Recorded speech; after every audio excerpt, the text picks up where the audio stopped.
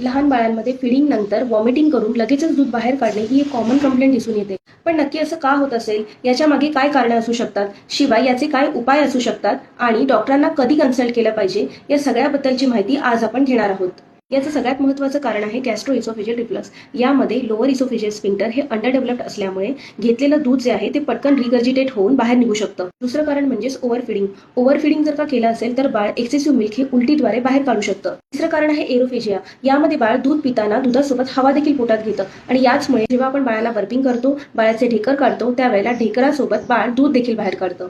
अशा वेळी डॉक्टरांना कन्सल्ट कधी करावं? जर का बाळ प्रत्येक फिडिंग नंतर फोर्सफुल व्हॉमिटिंग करत असेल, दिवसभरामध्ये बाळ 7 ते 8 वेळापेक्षा कमी वेळा युरिन पास करत असेल, बाळामध्ये डिहायड्रेशनचे साईन दिसत असतील जसे की जीभ कोरडी पडणे, ओठ कोरडे पडणे, जर बाळाला व्हॉमिटिंग सोबत फीवर देखील येत असेल, तर अशा वेळी बाळाला औषधांची गरज देखील लागू शकते. अशा वेळेला डॉक्टरांना कन्सल्ट करणं हे गरजेचं आहे. बर्पिंग करवताना हाताला या पोझिशनमध्ये आणून जेंटली टॅप करणं गरजेचं आहे. शिवाय खालून वरच्या दिशेला प्रेस करणं गरजेचं आहे. त्याशिवाय बाळाला तुम्ही 30 डिग्री अँगलमध्ये देखील झोपवू शकता. यामुळे घेतलेलं दूध हे वरती रिगर्जिटेट होत नाही.